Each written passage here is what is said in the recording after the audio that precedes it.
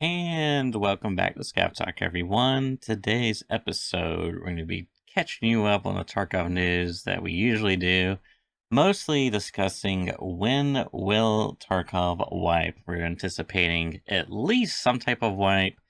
Obviously, there's the big 1.0. There's lots of speculation in the community. We'll discuss that. Then we're going to move into Giga's ventures into hardcore Tarkov, see how he's been checking what he's been getting up to. Then we're going to talk about games, game demos that I've played from the Summer Games Fest, a few demos that weren't from that we'll talk about, idle games, and then Broken Arrow.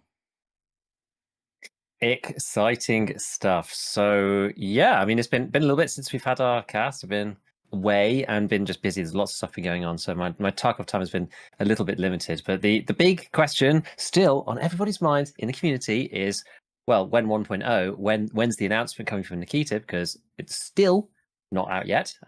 Knowing us, he'll announce it, 3 seconds after we finish, or like during the cast, like right in the middle, something like that. But yeah, he's still not said anything. We're waiting for our our Q2 announcement as to when 1.0 is going to be. But there was a micro announcement, a tease of the main announcement, which has kind of sent people into even more of a frenzy than than otherwise was the case. Where Nikita posted on the 16th. This is 4 days ago, so it's probably be about a week by the time this gets to you guys out on the Spotify and YouTube podcasting platforms.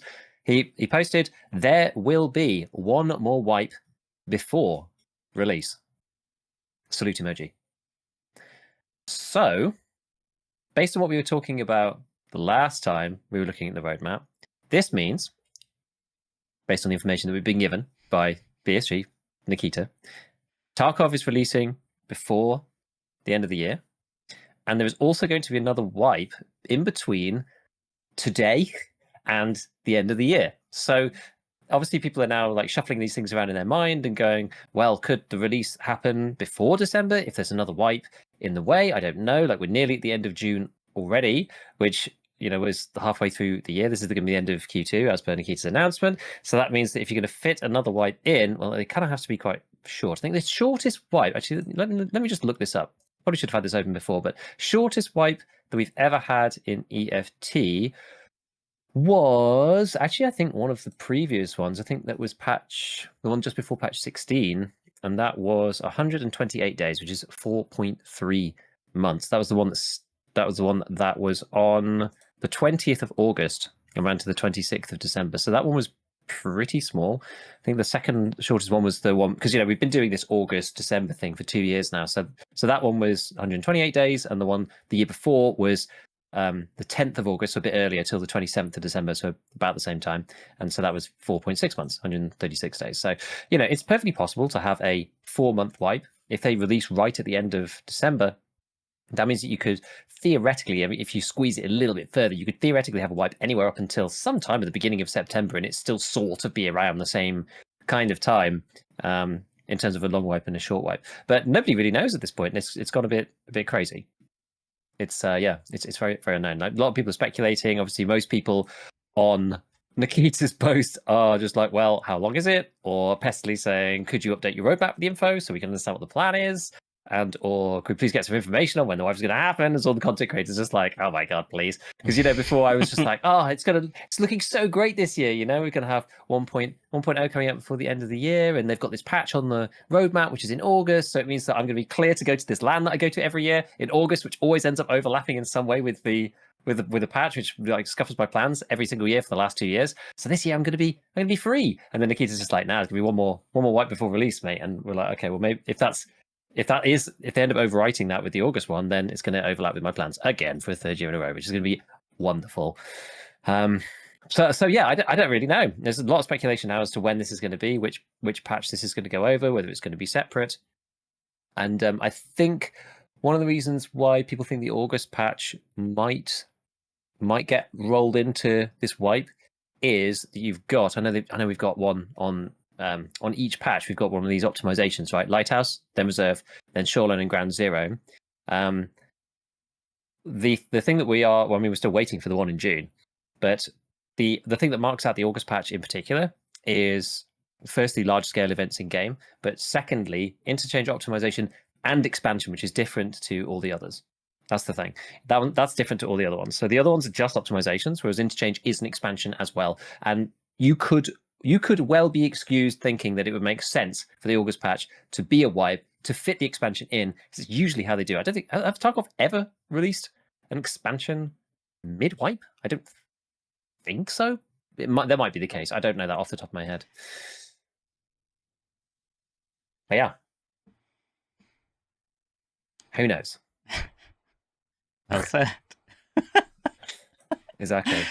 So when is it gonna be? What do you think? I mean, you would ask me that question. Of course. I mean, I don't know, Giga. It's just like, okay, are you talking about wipe or are you talking about 1.0?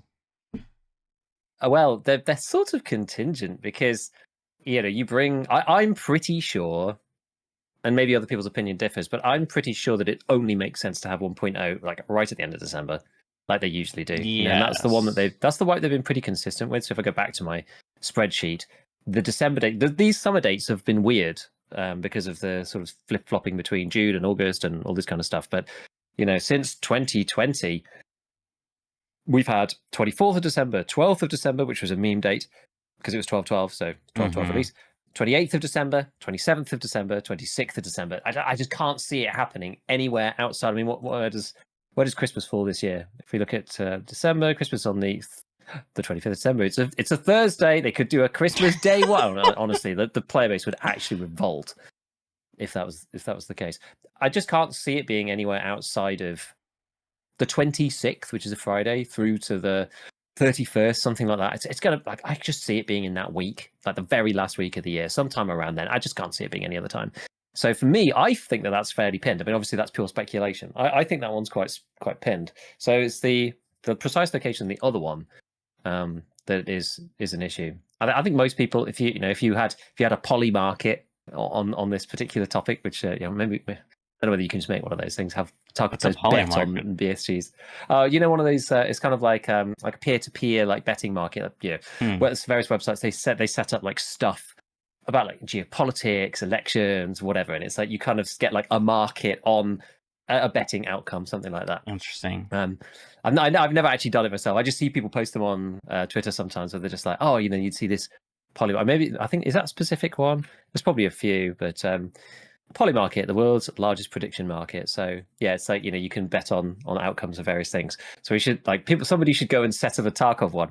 Like when's that going to be? And I reckon if it was set up like that, I think 80%. It would probably be an 80% likelihood implied within the pricing that it's going to be an August wipe. I think, and then December 1.0. But I mean, it could go to September. They could stick to the roadmap, do the patches in order, get to August, and then go right. The interchange patch is out. It's been out for a week or two. I guess that's the thing. It just doesn't really make sense for the interchange expansion to just appear and then to just wipe it straight after. I think that's why most people think it's probably going to be on this August one. Yeah, that's what I'm thinking. I mean, I don't know. Part of me was wondering.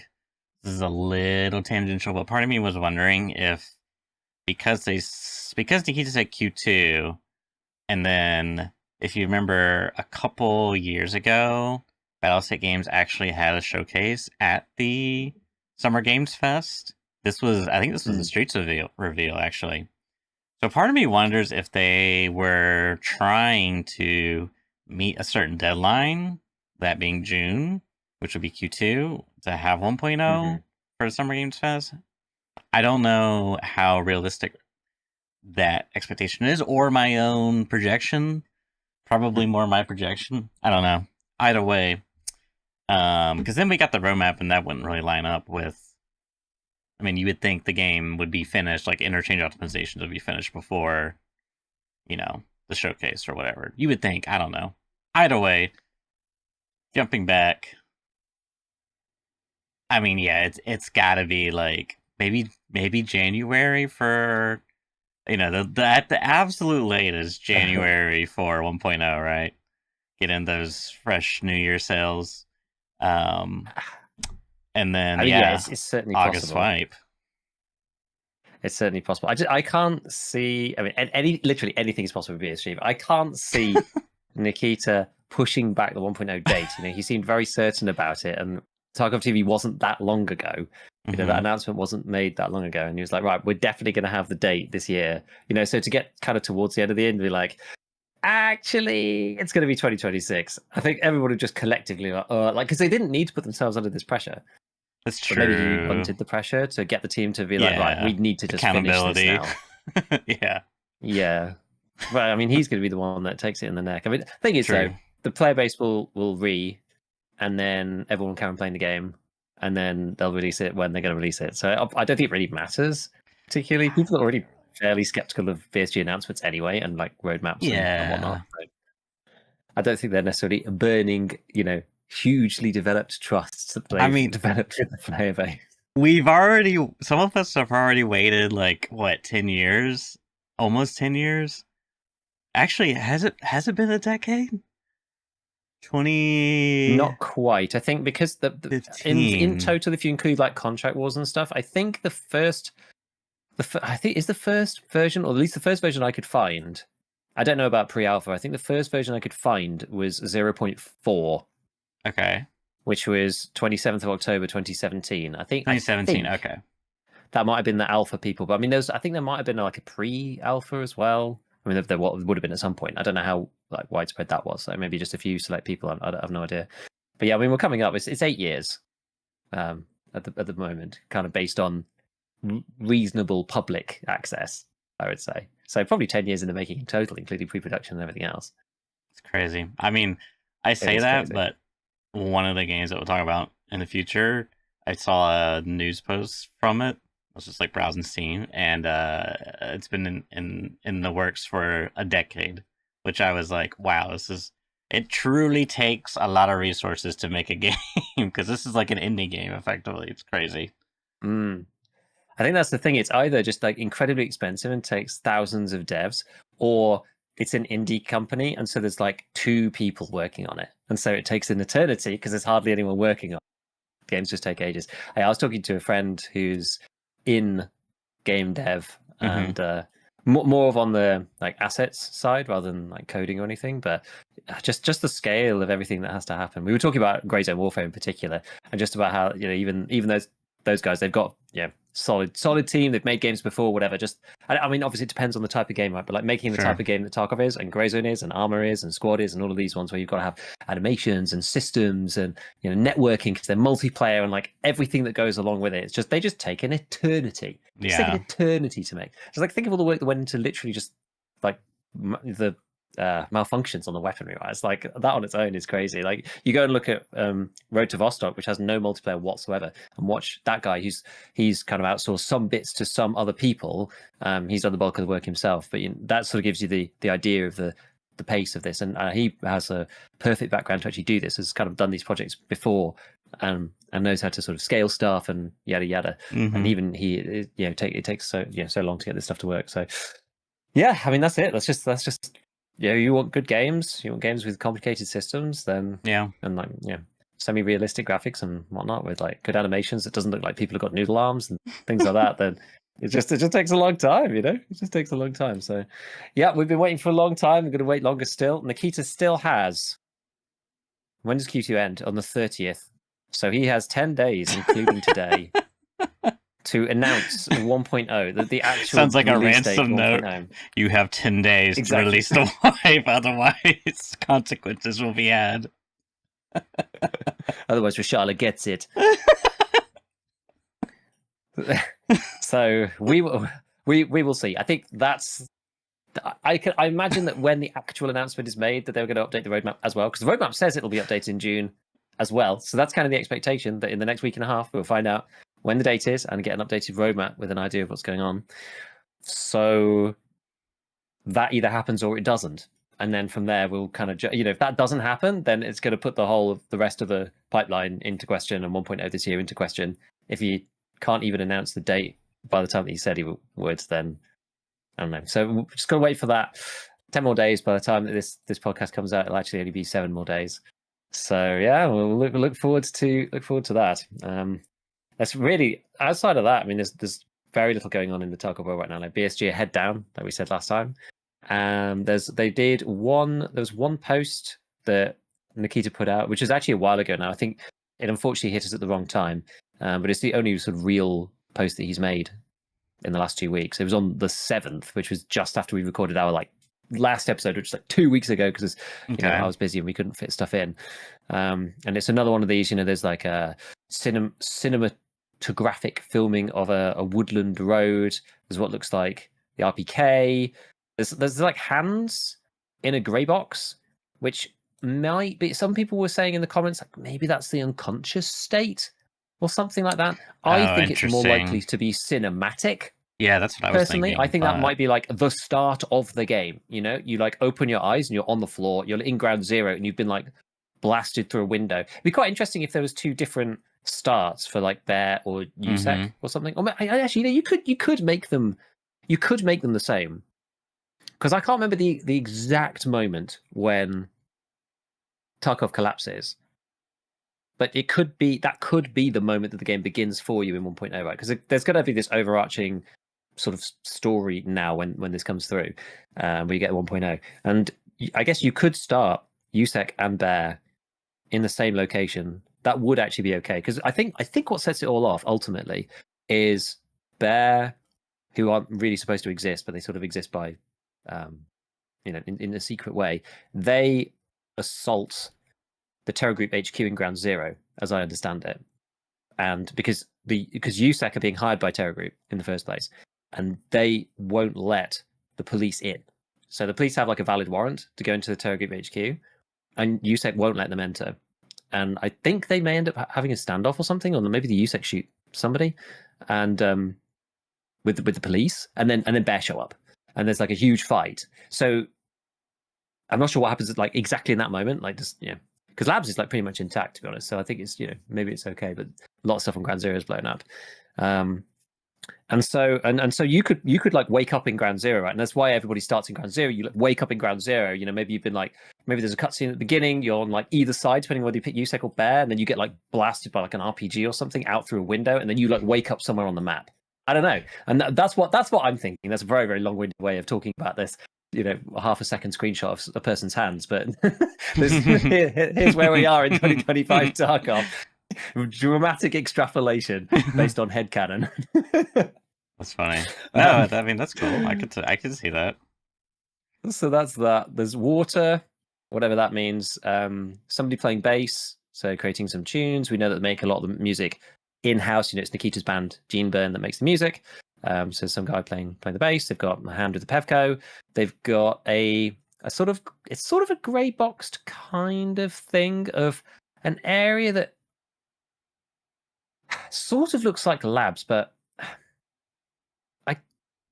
I was like interchange. Then I was like, oh wait, maybe labs. But yeah, I don't even know what. Is there any arena map like this? I don't think.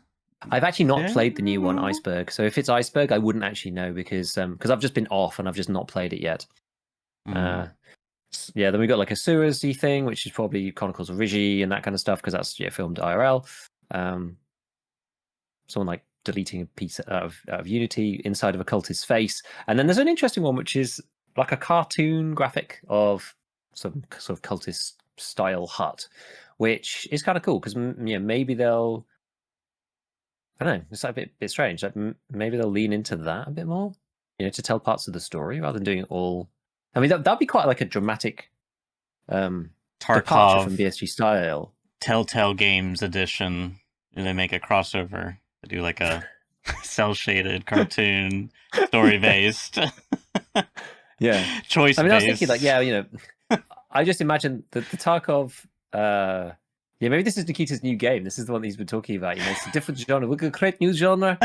No one's ever done this before. It's going to be fantastic. You just wait, and it'll be great. Do you execute Timmy grabbing the pocket watch or let him live? Yes or no? Yeah. Because if this was... Because you can imagine a new game telling the story like this rather than using in-game cutscenes or something. But BSG have typically done it using IRL stuff, but not in the Right. game, right? That's never been in the game. That's always been outside of the game on YouTube or on Twitter or wherever. So they could, I guess, but I mean, it seems unlikely. So I'm not really sure what that's about. Then the beach looks kind of like the lighthouse, shoreliney kind of beach. And then the last bit's just some people working on what looks like the tar bank on Ground Zero, I think. I don't know if there's anything else in there that's important, but it doesn't look like it. So yeah. The barrel scraping Tarkov community in shambles. No one knows what's going on. We've had a snippet dev clip teaser from Nikita 2 weeks ago.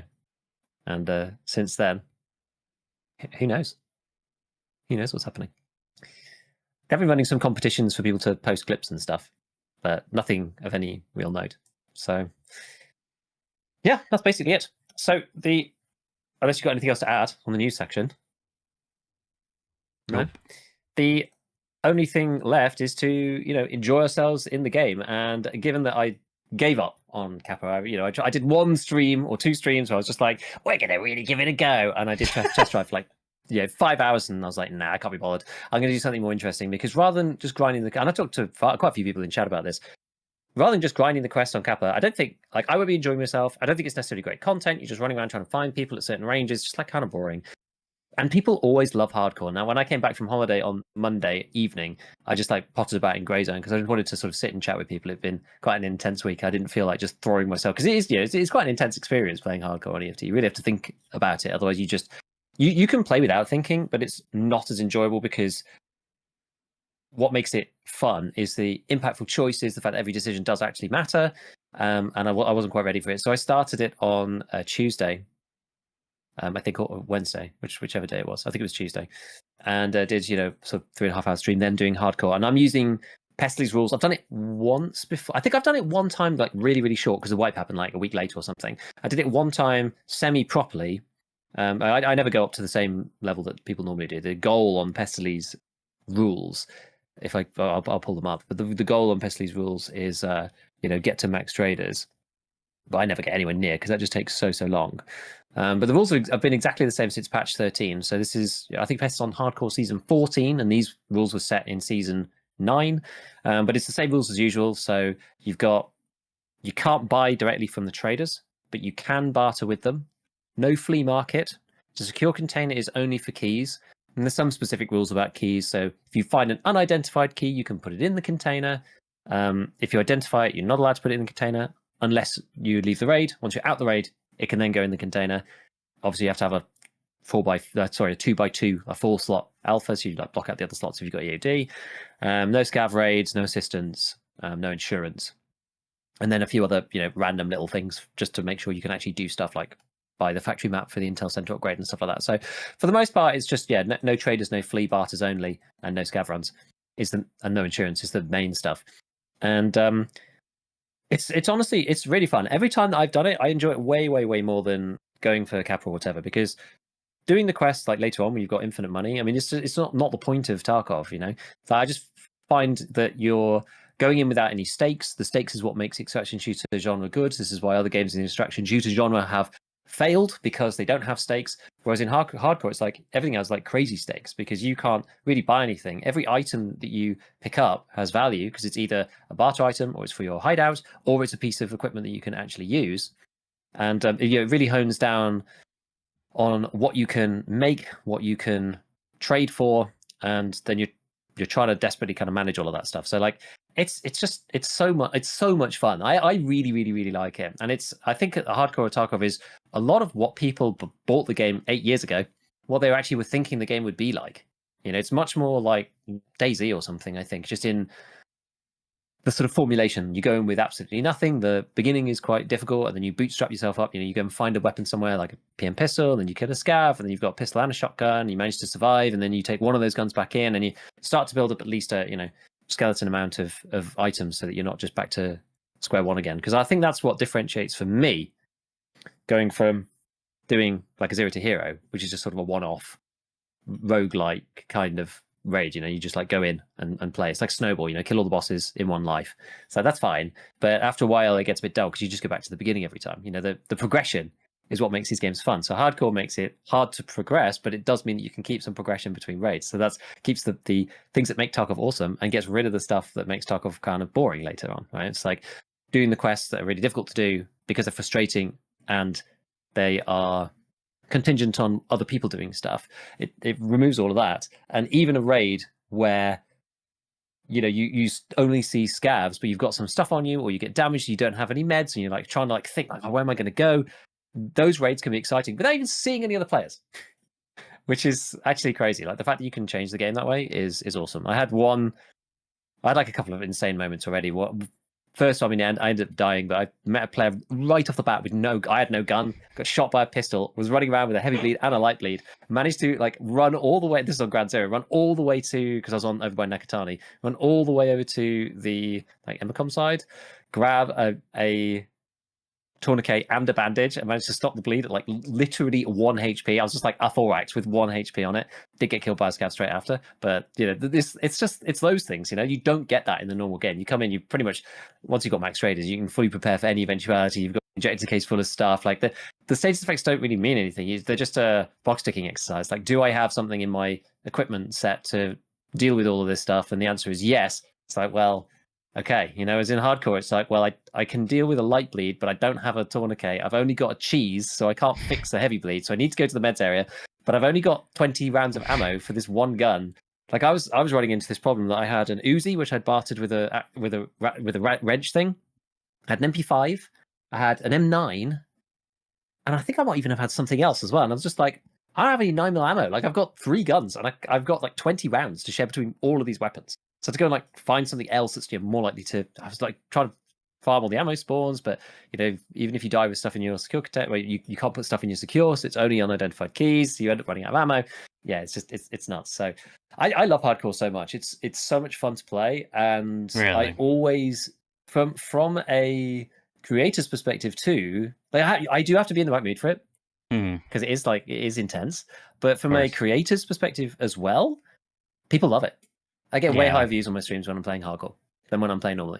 Like that's definitely true. So there's that as well. It's kind of it's nice to see people like interested and intrigued rather than just watch Giga wander around trying to get 60-meter kills with an M1A versus like watch him like stagger across half the map because I had a CMS but no meds, and I met a guy at the car extract on on Ground Zero who like shot me up into pieces, but I didn't have any actual meds. All I had was CMS. So I'm just like wandering around on like 170 HP, just like 5 meters scav. I'm just dead with like a basic SKS with SP ammo, like trying to like make it through from one side of the map to the other. Like that's like it's just great. It's just great, It's great. Yeah. Like, it adds the intensity back, makes you feel something again. The heart's pounding. You're just like, man, this is awesome. Yeah. Like just reframes the whole game. Yeah, it's cool. I love it.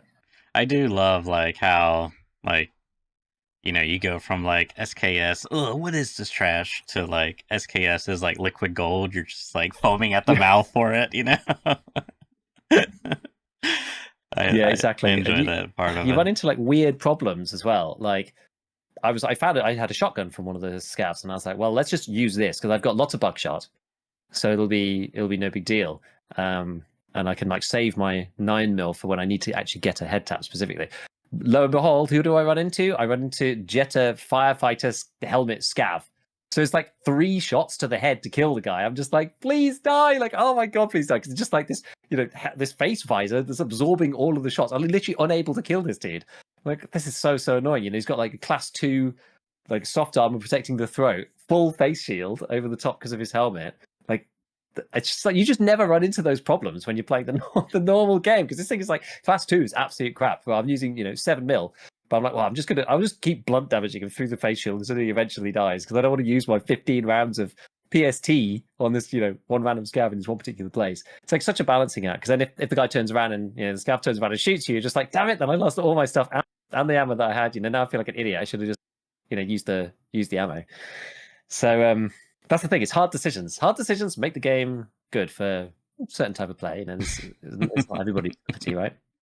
But I think the people who bought into the Tarkov vision, it's those hard choices that make the game fun and interesting, and it really it puts it back to how it was in some ways. And I think also shaking it up from a knowledge gap perspective is also really, really cool because you rely so much on barters.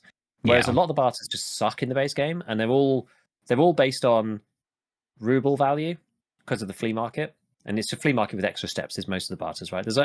Mm-hmm.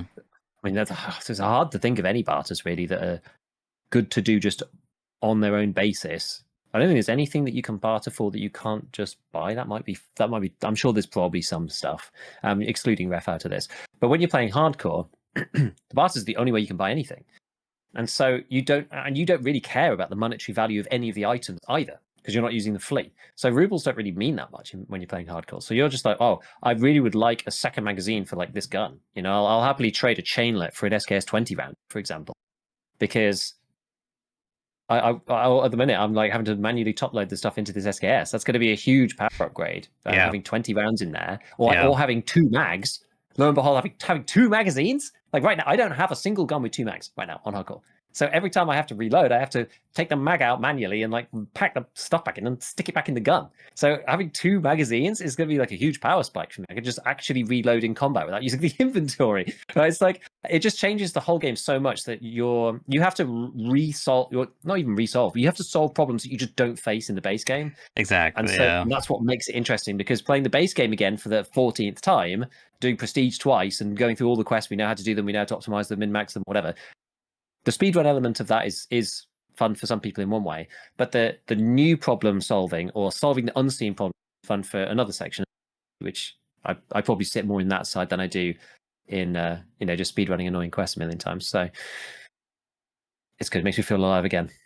Yeah, I mean, a couple of things. I do wish that they would kind of change some of these aspects. Like, for example, correct me if I'm wrong, but I mean, I believe you can buy from Peacekeeper 1 SKS magazines, the 20 rounders. I mean, they're expensive, but you can buy them. I think so. But that being said, it's just like, I don't know. It's like, I like that because hardcore, you do have to like solve problems, as you said, that you didn't previously have to solve before because you're so restricted. And that really kind of takes the pre-existing content in the game and like really makes a lot more of it. I don't know. It's like you added another layer of content to the game that was previously there, but just kind of wasn't relevant in a sense. It's hard to explain because it's like if you had a game that had like 10 levels, but if you actually like change some balance stuff around, you would actually have 11 levels. I don't know. But anyways, the other thing I was gonna say is I hope like they find like some type of compromise for 1.0 for like hardcore stuff, because I would love to play hardcore, something more challenging that isn't just like this is the 11th wipe in the row I'm gonna play, but this time there's now this new gimmicky thing in the wipe. Yeah, it would be good. I mean, I'm still on my crusade about hardcore servers. I'm still on my crusade about it. I'm saluting you. But the player splitting the player base. Oh no, goodness. The thing about hardcore servers is that A, I don't know how many people would actually want to do that for a start, and B, you don't need that many PMCs to make it really interesting. Like the hardcore, You really don't, the hardcore games are they're pretty intense. I mean, that's near the beginning. I'd love to see where it pans out fully, but even if you only had, a lot of these maps have 8, 9, 10 players. Even if you only had 2 or 3, right? It's like it's absolutely devastating in hardcore if you die. Yeah. So you really don't need to force everybody through the multiple filters per map to give most players a 30% survival rate. Right? It's not really necessary. That's actually kind of unfun in hardcore. That would make it so much more terrifying. Like you go from like having a full customs lobby to like an eighth of that or sixth of that. Like how terrible it's like. You're gonna be getting overconfident, and like when you finally come across a player, you're gonna be shitting your pants like bricks. Like it is gonna be so terrifying. And that's great because like both of you are gonna be like crapping yourselves. Like, it's just going to be a stalemate. Both of you are just sitting in your little rooms for 10 minutes, waiting each other out, saying, no, I need these quest items you don't understand. You might get more VoIP, honestly. That player base might be more friendly. Yeah, that's interesting. Yeah. Because it would be less throwaway, right? Like, a lot of people are playing the main game. It's just like, well, just kind of throwaway. Whereas, Yeah, that's a good point. yeah. Getting to the end game in hardcore, I mean, it would take so long. You'd also probably not really need any wipes either. I mean, maybe I don't know how quickly people would get to the end game. I mean, the super pros, it wouldn't matter. I don't think, because they like hardly die. But I don't know. I'm not sure whether they want to play it. This is the thing. I don't know. I'm not sure exactly which segment of the player base would play it. There would be some people who would play it, I think. Yeah, I think there would be some for sure. I don't even know if you need the wipe, because you could. I feel like players more often than not are going to opt in and wipe themselves. Like, I want to do hardcore Can you imagine again. prestige though in hardcore? You have a whole separate set of servers, and you start again, and it's like those guys could do like prestige that's in too hardcore. much. It's like, because it would getting to prestige 2 would take an eternity. I know. Actually, would it? I guess it would. It would, especially if what you're saying is true. Like, there's going to be less players. Like, can you imagine doing the tasks that require you to interact with players? I would actually be really, really toxic. God, it would take so long.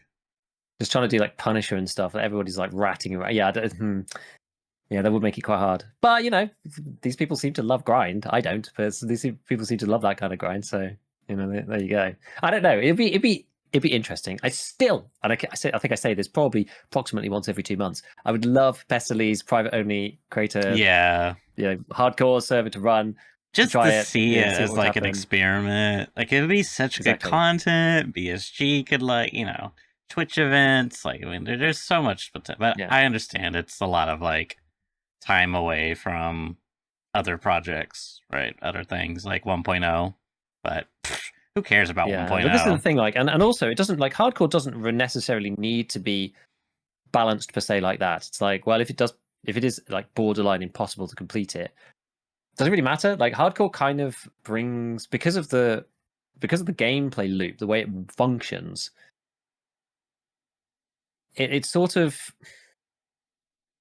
I don't know whether this is necessarily true, but it sort of sustains itself in some way, right? Like, the gameplay loop in and of itself is more interesting because all of your stuff is finite, because all of the good things that you find, they're very like temporary. You can't just buy more stuff. You'd probably end up with people target farming certain specific items to do certain specific barters, so they could run the same thing over and over, I guess. But I don't know. But outside of that, like, you don't need to necessarily complete all the quests. Like, I've never got up to level 42 playing hardcore. I mean, the only quest the only quest I kind of enjoy is the ones that aren't like kill related, like go here, do this type of stuff. Plus, they're early, and you usually, like, again, you get quest rewards, and they're actually like useful. You know what I mean? It's like, oh heck yeah, I'll take a BPO AK or whatever. It's like, this is great. Yeah, no, it is good. It is good. Yeah, I wish there could be a hardcore server or something. I mean, hopefully they'll do it one day. I'd like them to do it one day. I do think that would really increase the longevity. Once 1.0 is out, once they've done their stuff or whatever, and they're thinking about doing the mods stuff that they said they were thinking about. I mean, they're probably never going to do it. But I'd love them to just add this as a separate thing and be like, you come play this. You'd have like a hardcore group. Not the same, no pun intended, but you'd have like a proper, the core group of Tarkov people who would probably play that hardcore server for years. It would, like, and for most ordinary people, because not everybody's like a sweaty, 10,000 hour Giga Chad, right? There's lots of people who are hardcore Milsimi Tarkov people who just play in the evening, whatever. Like, that's most people who play the game. So it would take most people forever to like max out a character on hardcore. It would take so long. You're just trying to max the hideout on hardcore. Like, it's completely insane. Like, every GPU, you have to find every GPU. Like, it's just, the whole thing's just completely bonkers. And everybody will be restricted to a standard account stash for a start, right? So you can't hoard as much stuff. Once that gear's got, like, you have to really think about what gear you've got. Everyone's got an alpha container. Like, man, honestly, the game would be completely different. It'd be completely different if it was like that. And I think the longevity of it would be dramatic in comparison to the current wipes. People speed through, like, what, by now, 3 to 4 months in, most people are sort of done. And that's in the base game. Like, it still takes quite a while to get up to it, right? You could probably play hardcore for at least a year, I think, a year and a half before you feel like, okay, I'm probably kind of done with the progression that I want to get, kind of thing. And you'd have crazy people who somehow have managed to prestige or get kappa or whatever it would be, as well. And that would be like almost even more just like, oh my god, I can't believe it. It'd take like a year, 2 years. You have to farm like specific guns to try and get the kills or whatever. Like, even if it was just like abusive. Like, oh, the mechanic exists, so we're just going to leave it like that, right? It's the same as in the base game. It exists, so like, see if you can do it. Yeah. See if you can do it.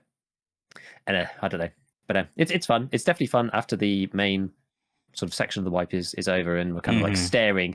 Dunlight Keeper was staring Prestige and Kappa down the barrel. It's just like, yeah, okay, I'm going to opt out of that and do something more interesting. So, want to look out for in Tarkov's future. I mean, hopefully. Now it's not the right time, but at some point, people could get together and petition BSG to add it. Like, maybe do a hardcore DLC. I'd pay for that. Like, if they're getting paid for the work, right? You could do hardcore DLC if you pay for the DLC or have EOD. Obviously, we don't want another unheard problem. But you either pay for the DLC or you have EOD and you get it for free, and that basically you can access the second set of servers for hardcore. They spend some time rebalancing some of the stuff in there. It justifies the resources rather than it just being, oh, we're just going to add this mode just out of our good grace. It's like, we're going to actually spend some time remaking the game in a way that hardcore works for, and allows people to increase the longevity. I genuinely would be okay with paying for actually put work into it. Like, I wouldn't mind. Yeah, one can I've never dream. had that idea before, so I have to remember that one. Like, if I'm actually talking to BSG at any point, just being like, I should do DLC. Do it, make people pay for it. Monthly subscription for hardcore? No, God. Let's not give. You're really ideas. You're really desperate. I don't pay monthly subscriptions for really anything, and like, I think about it. Tarkov hardcore. I'd think about it. I'd be lying if I said I wouldn't. I mean, yeah, there's a price for everything, I guess, but I don't know. Yeah. Anyways, cool. I don't want to entertain that thought because now you're tempting me. It's like, what would I be willing to pay? Like, kidneys kind of going spare. Got 2 of them. Yeah. Like, yes, I could justify this if.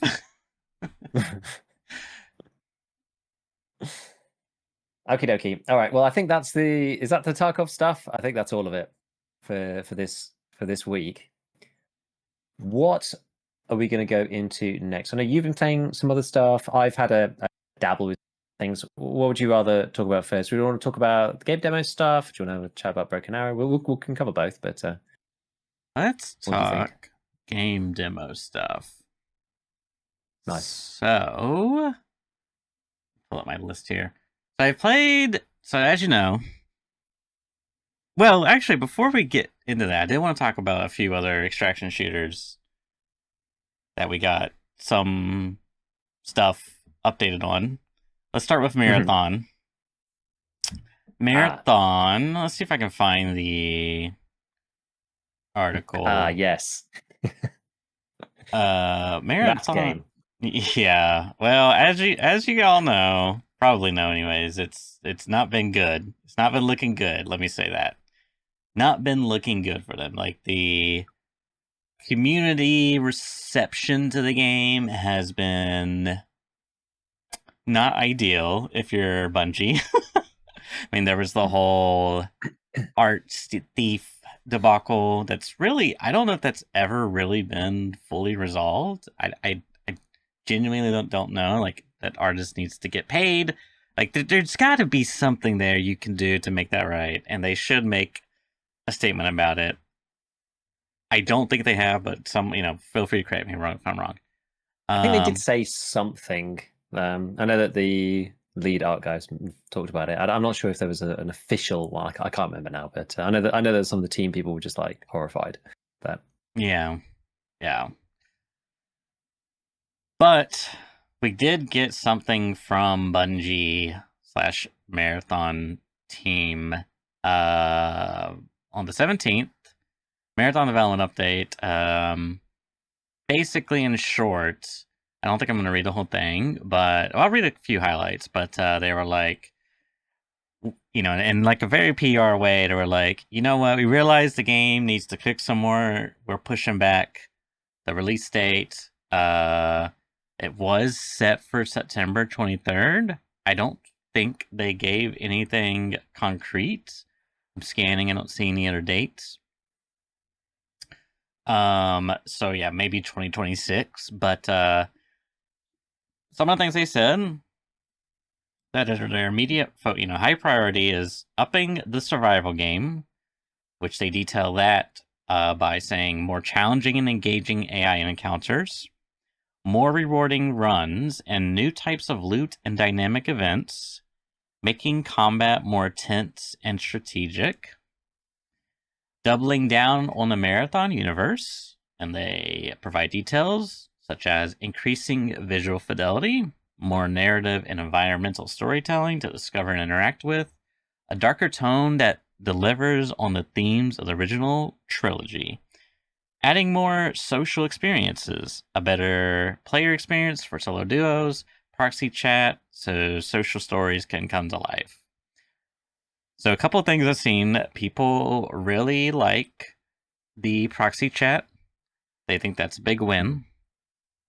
I've seen a little bit talk about the art direction shift. I think that's a big win. I don't know if that's related to the previous thing I mentioned or not, but what it doesn't, for me, the big one there is I hope that they're going to try to make it more gritty, kind of like that cinematic. Because man, that cinematic was so good. But darker themes that are more in line with the original trilogy sounds good to me. And yeah, I mean, some of the some people were talking, like talking up the survival game stuff that was mentioned. To me, it comes off as a little broad and generic, but I mean, we'll see.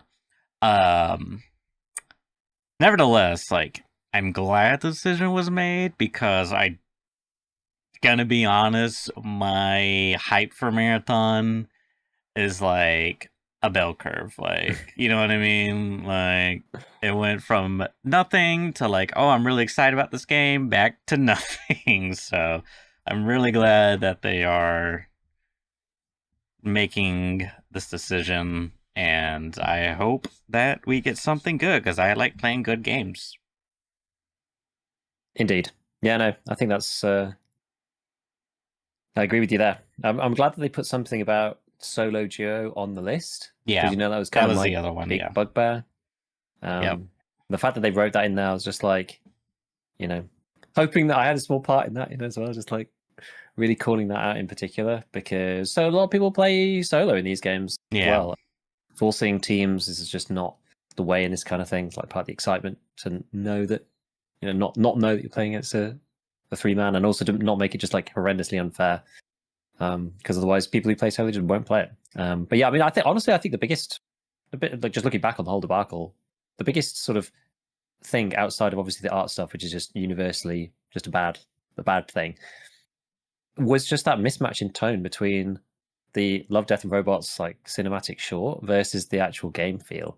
Yeah. It's just like that. The cinematic was so good. I think that's like one of the things that kind of hurt the most. Just like, man, that cinematic was so. I was like, properly AAA plus level cinematic. It's like, I want, that's amazing, and I love this. This is so good. And you play the game itself, and it's like kind of a bit soulless, and all the other things we've talked about before.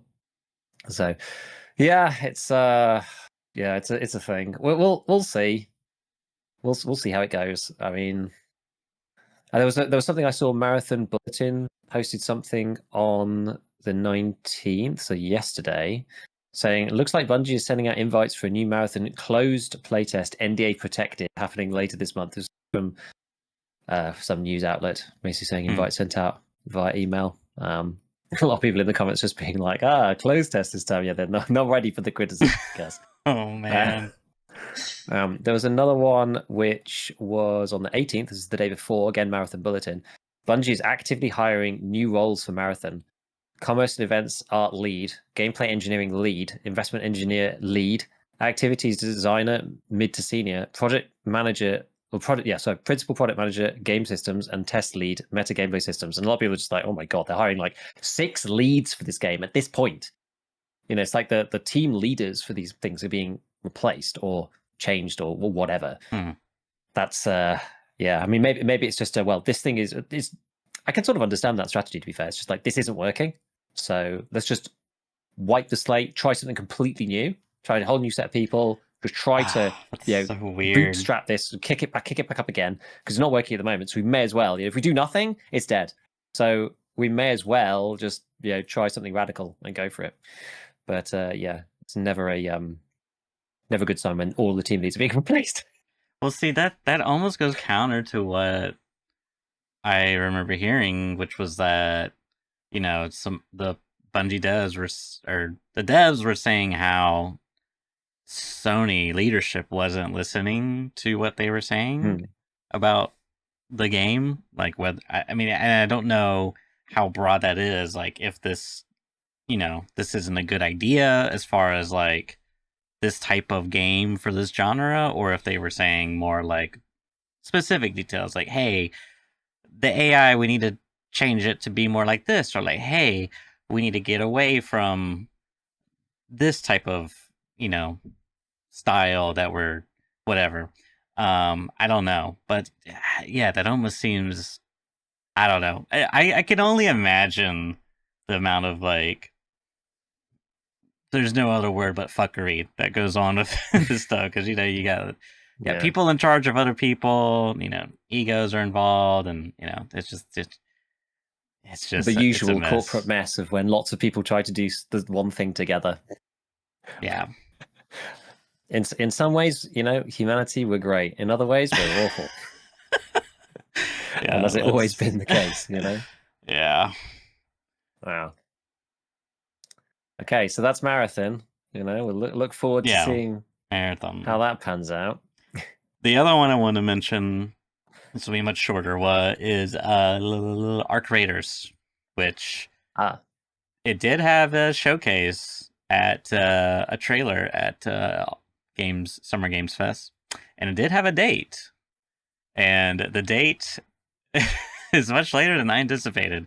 Some people were speculating like, oh, they're gonna do like, boom, they're gonna do a hot release, show the trailer, boom, release it. And I was like, it's possible.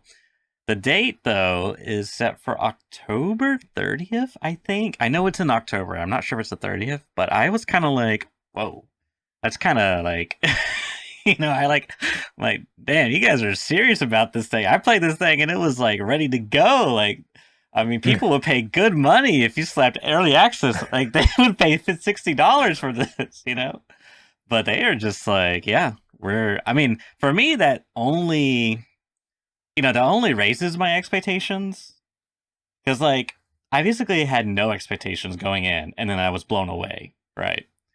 Yeah. And I mean, I don't want to hype the game too much up, but it was a really good game, all things considered. Like, they did what they set out to do, and they did it really well, and it felt very clever. Some of the it was so easy to get immersed, and it's such a feat for like a third person game, I thought. And yeah, I'm super excited to see that game come to fruition. And like I said, my expectations are, I can only, like, this thing's got to be bug free. It's going to be like the most seamless game or something. It's going to be great. I'm excited.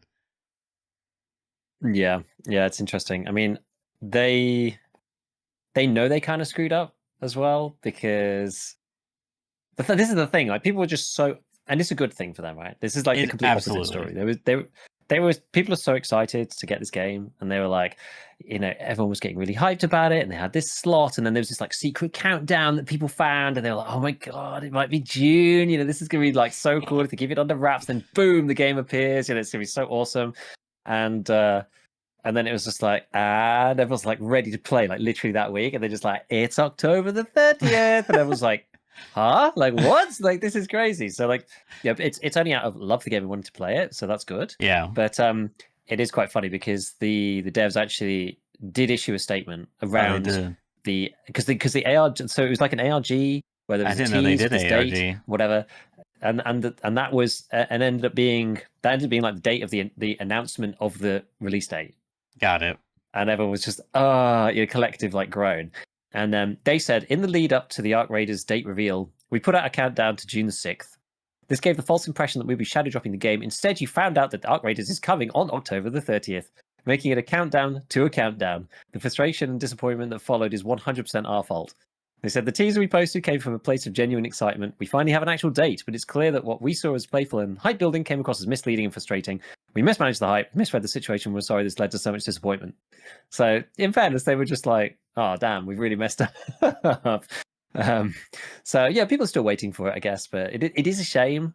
It is a shame that it couldn't release straight away. I mean, they did say, yeah, we know the games live and die by polishing quality, so we need this time to make it. We're focused on finishing to launch it in October. So like, it's a shame that they couldn't have just like hit the ground while it was like super hot. Like the game would have if they'd hot dropped it in June, the game would have exploded. Like the number of players concurrent on that thing, I don't think they will get the same. They might. I don't think they'll get the same number of people though. Just because the way that these trends tend to work, right? There's still going to be a lot of people, but if they hot dropped it in June, it would have just been like, because there's loads of people who wanted to get in. It was another one of these like, oh, you can only get in if you've got a key and blah blah blah. So if they just opened it out, they would have had a ton of players. It would have been another one of those games. Whether that actually helps them or not, I guess it would have, because it's a premium game. It's a bit like when Helldivers exploded. These games that they release, they're free and then they have huge hype and then they drop off. That doesn't really help them that much. Whereas a game like Helldivers, a game like this, a game like Greater Warfare, if there's huge hype into the game, a ton of people buy a copy and then the hype dies down, it's like, well, sure, but the team's now funded, at least. It was like, who was it? Was it like Palworld, where they were like, like, stop hyping us up. Like, we are not ready. We don't have enough content. Like, we're sorry, you just have to come back later. It's this kind of thing. It's difficult because these things go, by the nature of the internet, they go very viral very quickly. So, I mean, Yeah. they probably would have blown the game up like crazy, but they clearly weren't ready. Otherwise, I'm sure they would have tried to capitalize on it.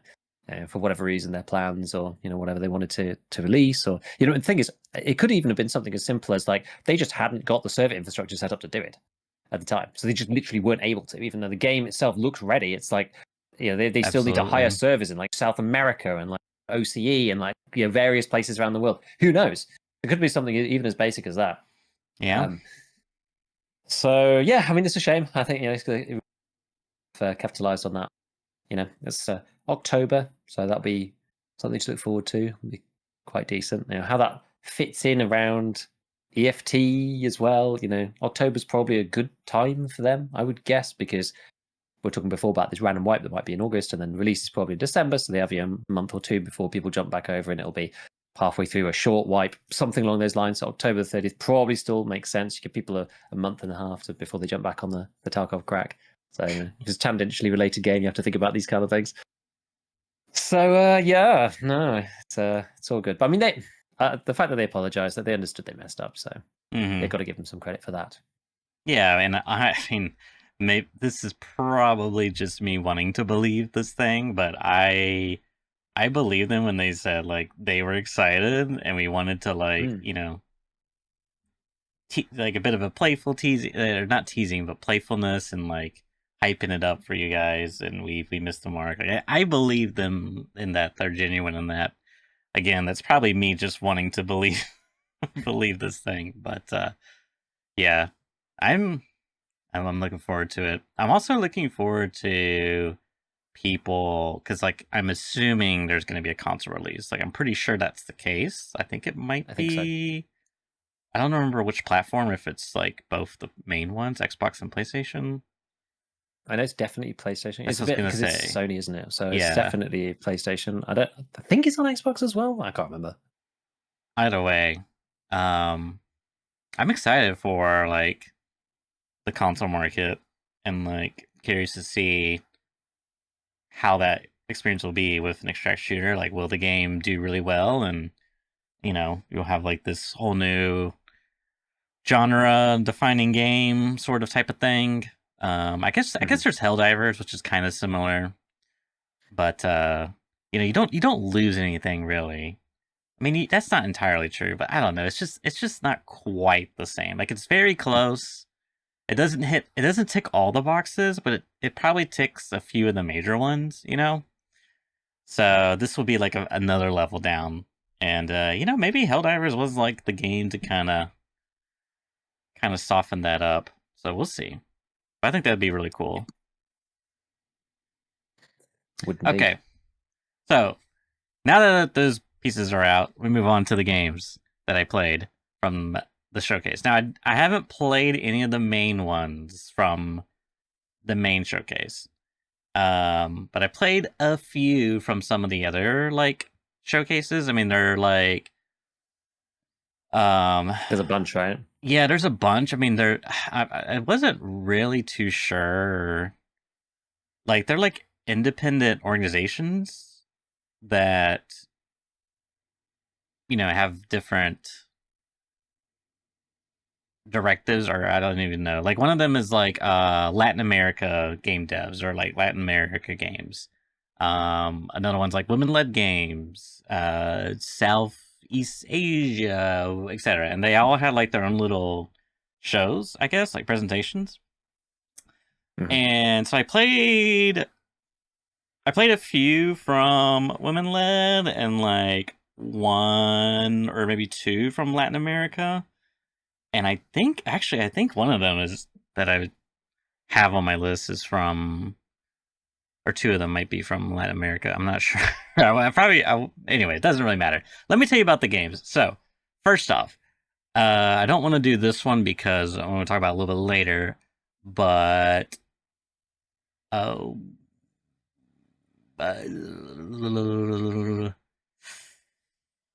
I'm trying to think which one to do. Okay, wait, let me pull up my list. Okay, Wonder Stars. Yeah, let's do that. So, Wonder Stars. I bet you're wondering what this game. I am. This game is really cool, and it's not only because it's hitting on my nostalgia, but it's a very interesting game. It is. I don't. Sorry, I'm terrible at multitasking as I'm pulling up the Steam page. It is like an. It's kind of based off of '90s anime, right? Okay. And the gameplay, it's kind of like visual novel. It's kind of like it does hit on a lot of nostalgia because there's like an overworld where you like travel, and it reminds me of some of like the Dragon Ball Z games of like the early aughts, late aughts, and but the gameplay combat wise, you like chain words together, like adjectives, to like affect, because in how a lot of these like anime shows, like they're usually like fighting related, and then they'll have Mhm. like key or magic, and they'll be like special fire combo dragon punch, and they'll like shout out their attack or whatever. So you kind of do that, but you like build a list of words together, and they have like cooldowns and stuff. I Okay. like it a lot. I played the demo, and it was very, like I said, it's definitely hitting on the nostalgia factor, at least for me. But I did enjoy the gameplay as well. So if you like '90s anime, definitely check this one out. It's a fun little game. Set to release in August 1st. I was never into Dragon Ball or any of that stuff. The only kind of like 90s anime thing I ever used to watch was Pokemon. Outside of Yeah, that, yeah, yeah. I don't think I watched anything else. I watched a lot of Pokemon, but that was like back in the full craze. I'm still amazed at some of these things still going. Right? It's incredible actually. These franchises still Yeah, exist. But yeah, I have like a it friend who's is. like well into Dragon Ball. I know some people are like deep in the source on that stuff. Yeah, I mean, I really only liked Dragon Ball Z, which was like, I mean, because it's so interesting. There's like localization, right? Because obviously it originated from Japan, but then it came to America, and then they had like an American studio do the dub, but then they also like changed the soundtrack or something, which was like, you know, controversial. in modern days, but like, I mean, that's the anime that I grew up with, and so like that's the one I Mhm. know. Mm. And yeah, it's super interesting. Anyways, enough about anime. Let me tell you about Ascent to Zero, another game that I played. This one, I don't even know really how to like properly describe it because it's, at first I was like, oh, this is kind of like AFK like, but not really. Um, Basically, you control this little character. You level up, and you have but the gimmick is you move through this map, and you have like 60 seconds before you die, and like the round's over or like the game's over. However, you can freeze time, and you can freeze time indefinitely, but you have to like defeat the final boss, and you start out at level 1, and the final boss is like level 1 bajillion. You know what I mean? And it's Okay. like, but when you unfreeze time, you do like a big burst of AoE damage, and then your time freeze goes off cooldown. And so basically, as you move to the rooms, because you can just freeze time, you could like start off at level 1, freeze time, go skip to like level 70, unfreeze time, do a big burst of damage, kite, kill the things, level up, collect the orbs. That's you're like constantly pushing the limits while also managing time, I guess. And then it has Oh, like a that's kind of weird. That's roguelike. kind of interesting. It is. And like I would like the actual, it's not super intensive on like the skill and execution side. Your character, you just kind of like aim in the general direction. You probably do a lot more on your keyboard than you do on your actual mouse and aiming execution wise. Because you have like a dodge ability, I guess. But you do a lot of kiting, and it just like your character like auto attacks essentially. And yeah, I don't know. It was a different game, but I played it and I liked it. I don't know if I would like, me personally, I would, rush out and buy this thing whenever it's released. I think it's still coming soon. But it was interesting. Hmm. Interesting game. Again, it Yeah, was called Ascent to Zero. that does sound kind of cool. Like the fact that I think the skill section of these often just ends up putting me off, not because like I'm bad and don't want to do it, or whatever. Well, that's probably also true. But I just kind of get just like tired of doing it. Right, like, I got kind of tired of playing Hades for that reason. I was just like, oh, I just can't be bothered to go through it. It's like it's very intense, through the whole thing. So Hmm. if you had one of those that was sort of a bit more thoughtful, that would probably interest me a little bit more. Has like a bit more replayability to it when you're not wanting to be like fully. Although it does look quite frenetic It does, looking at it yeah. as I well. mean, I'm looking at it and I'm like, I've seen a lot of. I don't know. It's like I mean, like I said, Is it's. that like misrepresenting it? I don't know because I only played the demo, and like Okay. I got, I basically got past the tutorial, and I got like one ability that was outside of my, like I had like one extra hotkey because I had like Right. dodge, time stop, and then I had one extra hotkey, and I was like just learning how to like use it effectively.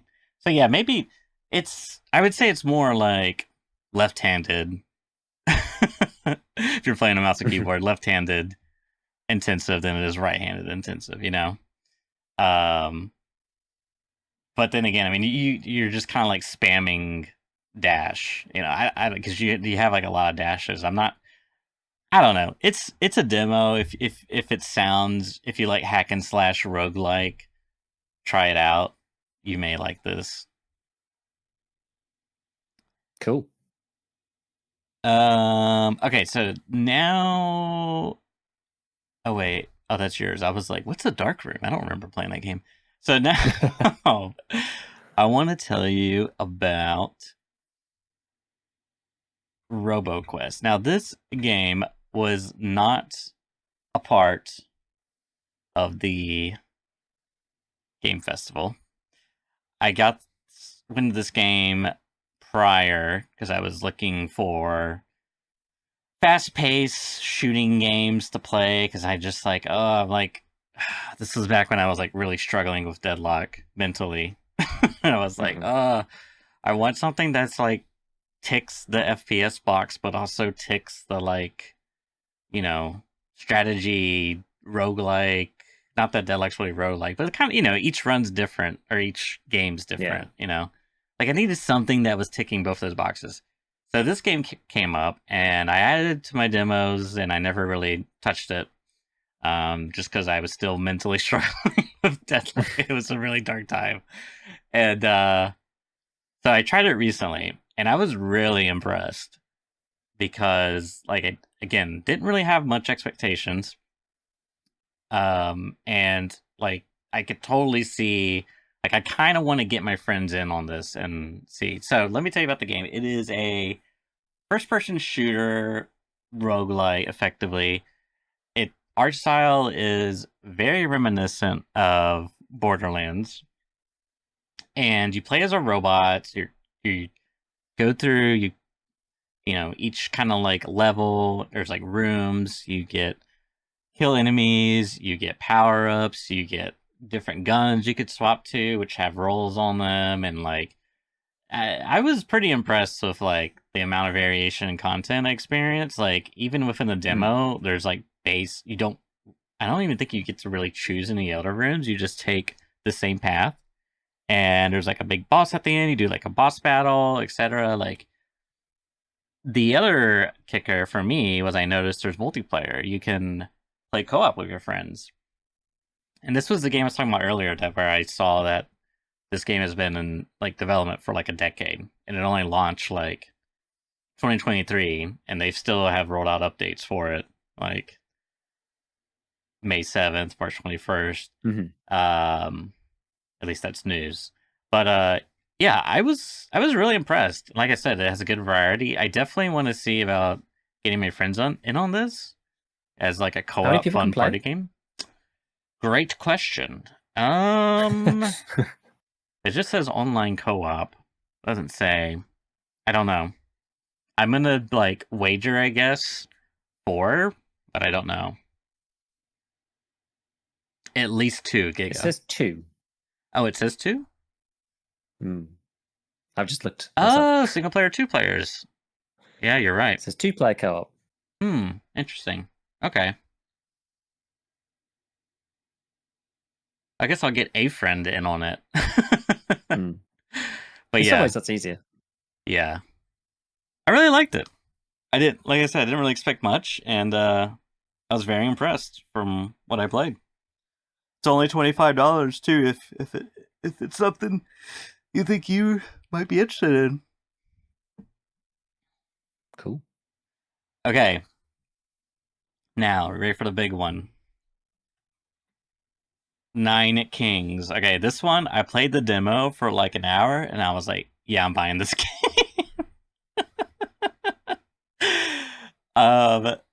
Again, I don't remember, where this came from. It definitely came from the Summer Games Fest. I just don't remember where. Doesn't really matter, because this is one of those games. Again, I mean, I am just a sucker for roguelikes. Like, I am truly just a sucker. Like, if you just slap the branding word roguelike on your game, like, I'm interested. So, I am such a sucker for these games. But this one's kind of different in that it's very, like, idle / AFK type of gameplay, which I've played a little bit of prior, and I had a really hard time getting into it because it was like like 2 different problems I was facing. It was like, one, there isn't enough for me to do for me to really be engaged. And then 2, there isn't enough for me to do to really be engaged. It was like an either or problem. It's like either I feel like I'm not playing the game, and like that means I'm literally not playing the game. I'm just ignoring it. Or I'm playing the game, but there's nothing to play, and I'm like, you know what I mean? I'm like bored. Yeah. It's such a weird conundrum. So like, I don't know. I had like those experiences from those games. I was just like, I don't like this type of game genre. So I played this, and you have like you start out with like a 3x3 grid. It's kind of got like a deck building element, but you have like a kingdom. For example, there's like a demon kingdom, and you have like imp cards, you have like bomber cards, you have like altar sacrifice cards, a lot of like sacrificial life steals type stuff. And you level up your troops, you expand your kingdom, you defend waves, and you have a throne basically that whenever combat starts, you can sort of like use the throne. Like for the demon, you spawn a bunch of imps and you drag your mouse, and you spawn imps. However, there's like a little toggle box for auto, and you can just tick that and it will just do it automatically for you. And I pretty much Okay. relegated the AI to do all that for me, and I just put it on 4x. And it's actually pretty good. I think the only one that's not optimal on is the Earth faction because they do like a big AoE of healing and damage all in one. And sometimes it's better to like put it just like instead of damaging the enemy, just keep it on your guys at the start because it will like start on the enemy and it'll like I'll realize oh crap you're losing. Let me put it on your your troops and then it's like well you're getting overwhelmed. Sorry. Anyways, yeah, this game like how many hours I got in this thing? How do you actually? So how do you actually win? Like, what's kind of the objective? Well, that's the thing. So each round is like a year, right? And you I think once you reach like year 30, then you fight like a big boss. And then you beat the boss, and then the game says, congratulations, blah blah blah, you unlocked a new difficulty. Would you like to continue playing in endless mode? And it's like, please be aware, this is still in, development, blah blah blah. Or early access, there's probably gonna be bugs. And it's like, yes. And then you can just keep playing. But like the difficulty keeps scaling. And like I don't know how long it goes. I mean, I presume endlessly, but like yeah, the damage numbers will like scale up to like whatever the E stuff is, like 1.E plus Oh 7. yeah, What is that called again? I'm so bad at this stuff. yeah. It's like scientific notation. It's just Yes, like that's it, shorthand yes. for 10 to the whatever. Like just to Exactly. it's like in Balatro, to like get rid of all the 0, 0, 0, 0 Yeah. points.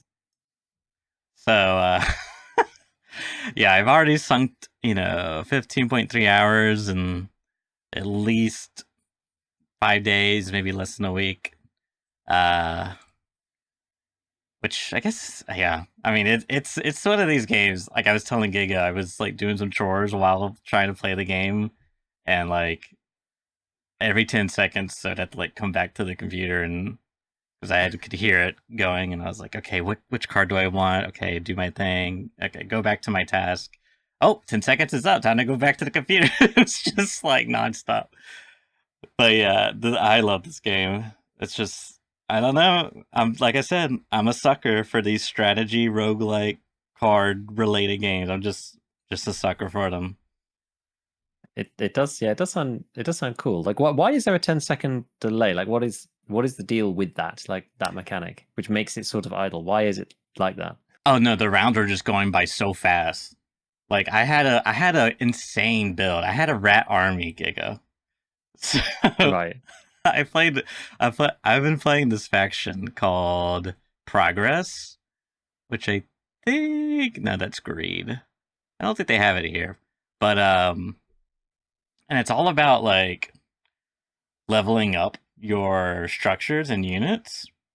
And there's this one called Rats, like lab rats. And their gimmick is that they're extremely weak and you get like two of them at the start. But unlike other structures, which can only be leveled up thrice, these can be leveled up ad nauseum. And which means they basically have infinite scaling. And then you also have this one um, passive or enchantment called, I don't know what it's called, but you put it on a unit, and anytime that unit levels up, it gains one, or anytime anything levels up, it gains a 1% damage. So Hmm. I had like two, and then the lab rats themselves, anytime something adjacent to them levels up, the lab rats level up. So I had like two lab rats side by side, both like leveling up each other, and then there was like this other card that like every time you use it, you destroy a thing on the plot, and it levels up two different objects randomly. However, every time you use this card, it doubles the effect itself. So I've already used it like multiple times. So it was like, boom, 64 levels times two, it's just like, just like the level stack up. The rats are doing like a bajillion damage. I got another card from the shop that like doubled all their stats and made them giant. So I just had these giant lab rats. It was insane. That was like the longest run I had. But yeah, I got wiped out eventually. But that was That fun. stuff's honestly, it's what makes Balatria and some of those games fun as well. Because like when you have something that takes off kind of games, they just go, kind of exponential. Yeah, no, it's funny. Like I guess so if you were not playing it like uber speed and doing it yourself, I guess it would take a lot longer. Yeah, it would take a lot longer, but I just feel like it's not really well. It's more of a learning curve thing because like you're literally getting in between combat, you're getting you're choosing one card of three typically, and then now you have three cards. What do you do? Do you play a card or do you discard it and gain gold? Boom, round starts. Like that's usually how it goes for like 90% of the time. And then combat starts. But like if once you understand how to exponentially scale things up, the your inputs, player inputs in combat, which is already very minimal, doesn't really matter because, like I said, my lab rats are doing like a bajillion damage. It's really how can I keep the lab rats. How now it's like my new problem is like, okay, great, I have a bajillion lab rats. They do a bajillion damage. However, they only have 300 HP, which in this stage of the game is not that much. So I need to start figuring out how can I scale their HP. It's like I have a new problem. So yeah, it's like it's not gonna matter if I'm dragging my mouse, perfectly because everything's getting annihilated instantly, whether it's me or the enemy. It's more about the build then, yeah. Okay. Yeah. So that's really the AFK. And like I said, because the rounds are like usually very decisive one way or the other. As you go on, I mean, in the early stages, a little bit longer. But yeah, it was like 10. I mean, I say 10 seconds. It's probably more like 5 seconds rounds. It's like, boom, it hit go. Thing's over. Oh, thing's over. Gotta come back. Pick a new card. I love this game. That's very, very, very cool. No, I enjoy the concept. It actually sounds like something I enjoy as well. Yeah. Genuinely sounds like something I might actually enjoy. So yeah, well, I don't have time to check it out. And as I said to you before, like I'm a sucker for these kind of things normally. Like anything, I don't know. It's not anything idle. It's just like certain ones have definitely grasped me in the past. Like this is more like a combo, of like idle and roguelite, I suppose. So it's like more leans towards the roguelite thing, idle thing. But the proper idle games, stuff like the original Cookie Clicker and that kind of thing. Cookie Clicker are definitely good. Have you literally never heard of Cookie Clicker before? No. Oh my goodness me! Oh my gosh! It's just you're entering into a world of pain. I don't even know if I would. I guess it depends on whether it depends on your kind of mentality or not. Like these games, as I said to you, like we talked about it a little bit before the cast started. They sink their teeth deep into me usually, and like something like Cookie Clicker is kind of there is sort of an end to Cookie Clicker. Like Cookie Clicker you can actually get it on. Can you get it on Steam now? I don't know. I think I've always played it in browser, but it ends up being. I mean, I don't want to say too much actually because Cookie Clicker is funny. Like once you get to a certain point, it goes kind of. Let's just say it gets kind of wild in unexpected ways. It's not how it looks, but it does take like several days to get there. So it's you basically as you literally just loaded the game up. Like, oh no, you can see it on Steam. I mean, you could just play it for free on the web, right? So it's just a web version. You could just play for free. I don't think every feature is in the web version, which is why it's like $5 on Steam or something. But like for all intents and purposes, it is, unless you want to max it out, right? Oh, they've like got little like full on animations and stuff in the Steam one. Okay, I've never played the Steam up version. I've only ever played the one online. And yeah, you click the. It's a classic. It's basically the. I think there probably are others, but it was like the one of the most popular ones. Yeah. And you click the cookie, and then once you've got like 10, you can then buy a cursor. The cursor clicks the cookie, right? It's an exponential.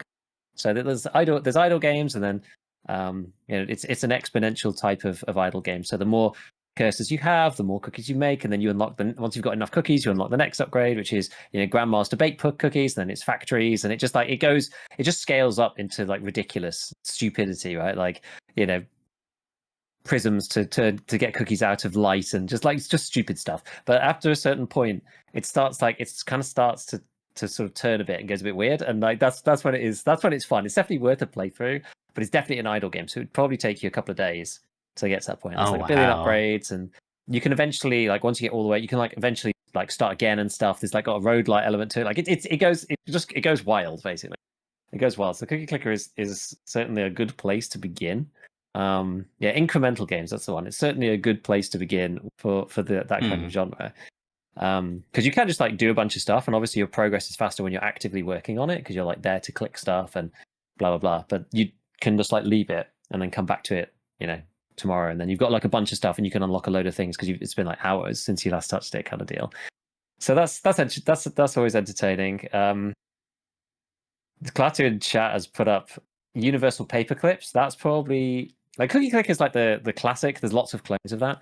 Universal Paperclips is very, very good. That's again another browser-based one. I don't know if that's got a Steam version. I think I've only ever played all of these types of games in browser. So Universal Paperclips is cool. That one is about making paperclips. You're like a paperclip company or whatever. I can't remember exactly what you play. You've got to make. You're like a paperclips business. You've got to make paperclips, and it's the same. It's the same deal. You click to make a paperclip, and then you invest in things that make you more paperclips. And again, that game goes completely bonkers, right? You I don't know, like create nanomachines that eat the entire Earth and stuff. Like it just goes completely stupid, right? So that has a proper end to it. That one's kind of fun. That's kind of better. And so a Cookie Clicker is like, if you let yourself get too deep in the source, Cookie Clicker can just consume you, which is awful. Whereas like Universal Paperclips has a proper end to it, which is nice. So I'll leave you to check that one out as well. And then there's another one, which is by far my favorite out of all of the ones that I've played. And again, that one's I don't think maybe there is a Steam version for this. Again, I've all played them in the browser, and this one I might have talked about before, A Dark Room. And that one is really, really good because, again, it starts with basically nothing, builds up from absolutely nothing, and kind of develops this like very like indie style story, and has a definite end. But it ends up with that one's not even like a roguelike kind of thing. It basically turns into more of like an RPG. Okay. And it ends up having like extraction shooter sort of vibes, weirdly. And like this thing's been around for years, right? But it's like stuff like once you get out of the first bit, you can like craft stuff and you can go and find items. It's got like an overworld in like ASCII.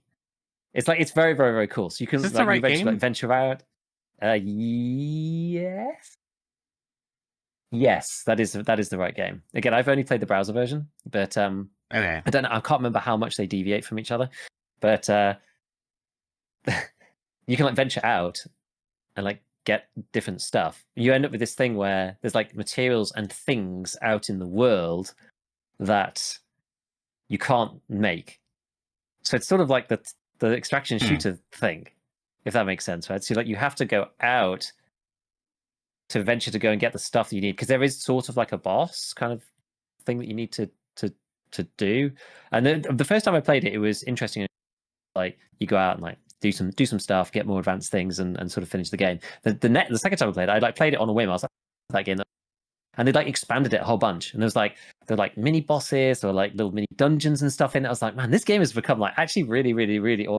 and it's only like it doesn't take that long. It's like probably under 10 hours to finish it, I would say. But That's it's such a long time. I But can't you're remember how long it took. Maybe it was like two. Maybe it was like I can't remember. Was it like 3 or 4 hours or something? I don't remember. It's like it's short though. It is short in the context of most of what we do these days. It was like very very short. I don't remember exactly how long it took because it was a while since I played it last. but But like that was good. That was good, and that's like active. So that starts off as an idle game, and you end up playing it like an RPG. oh, that's I mean, yeah, but like how much? What's the ratio of active versus idle? You know what I mean? Like the cookie clicker thing sounds like at a certain point, it's basically like a crypto mining situation where you just leave your computer on and the game plays itself. Cookie Clicker is more like that than anything else. Well, Cookie Clicker is weird. Cookie Clicker like starts off like you have to do a lot of clicking to A get lot of clicking. to get the curve started. Mm-hmm. Then it ends up being you end up into this like it's very like a sort of mental state kind of thing. It depends on how you want to interact with the game and how complicated you get with it. So you start off like doing a bunch of clicking and like grading stuff, whatever, and then you get to a certain point, usually where it's like clicking's not really very efficient anymore. Bored of it and sick of it, and you're making enough that it doesn't matter. Mm-hmm. And then you get to a point where you're like, well, now I'm kind of plateauing because it's take longer and longer and longer to get. And it's just kind of annoying. And like, yeah, there's kind of a sort of prestige sort of mechanic in the game, but it ends up taking a while. So you end up like looking into like esoteric this is how you end up down the rabbit. Esoteric active strategies that you can use to get to like multiply stuff up like into a stupid way. Because there are some techniques that you can do to suddenly get like incredible. It's a bit like you talking about, the level up versus another level up with another thing, right? You can get ridiculous combos based on various mechanics across the game that allow you to create like a year's worth of cookies in like 45 seconds. So that's kind of like the end game of Cookie Clicker is when you're like deep into the Reddit and on the forum like finding out about these strategies for literally no reason other than number go as well. I may add, it's important to remember that there really is no end to this. So Cookie Clicker really is a pointless, but it is quite fun just to sort of participate and do it a bit. Whereas a dark room starts off as like purely idle, but quite quickly turns into an RPG that you're actually just like playing. Like you're pressing buttons, but there's always more buttons to press, and you're like exploring and gathering materials and like doing stuff. So it quickly moves away from that and becomes something else. But it's quite nice because it starts off so basic, and everything just sort of builds from nothing. I think it literally opens. The game just opens with it's called the dark room, right? It opens just like you're in a dark room, and there's nothing happening, and it's like light the fire. There's one button on screen that says light the fire, and you press that, and the bar goes down, and then it goes out, and then you light the fire, and then it's like, and then a number of like wood that you've got appears, and you like run through that, and it's like you're running low on wood, you need to go get some wood. So then another button appears saying, go chop some wood, right? So you press that, and then there's a cooldown, and then you get some more, and then you put that on the fire, and then somebody turns up, and like that's how the game starts. It starts off from like nothing, and then just builds from there. So it's like it's kind of cool. It's kind of cool. I really do like. I really do like a dark room. I think it's cool. I think it's definitely worth a try and stick with it for like an hour or something. At least until you get like a map and can like explore. Because by that point you'll either know whether you'll want to carry on or not. I think it'll either be like, whoa, this is super intriguing, or like, now I'm fed up. So yeah, it's good. But yeah, the Paperclips one's fun. I've only played that once. I think it didn't quite capture me quite as much, but it's still fun. But Cookie Clicker I've played a stupid amount of. Never would imagine. I mean, yeah, it sounds like I've really missed out on some of these idle games of the past, like, or browser games, I guess I should say. I mean, you can play Cookie Clicker in browser now, and same with Dark Room, and same with, I guess, Universal Paperclips. Although I said I only played that once, so I don't know, but I'm sure you probably can. Yeah. Yeah, but is it the same versus when it, Yeah, was popular? It's exactly the same, because I played them kind of like on my own for the most part. Like maybe talked about them with like a friend or something. There's not that many. I have like one friend who's kind of in idle games, but no one else really is. So I find idle games as quite for me at least, they're quite like a personal experience. Other than like going around something for Cookie Clicker looking at like, how do people actually get to ridiculous scores or whatever. I don't think I've really looked up anything I definitely didn't look up anything on Universal Papers. Dark Room, I think I looked up something after I'd finished. the second time because I was like, man, this has changed a lot. Like, I wonder what happened. Like, who's developing this thing? You know, like that kind of thing. But like most of the time, I just take them as they are and just play them, and that's about it. But yeah, I haven't played one for a while. Not a new one anyway.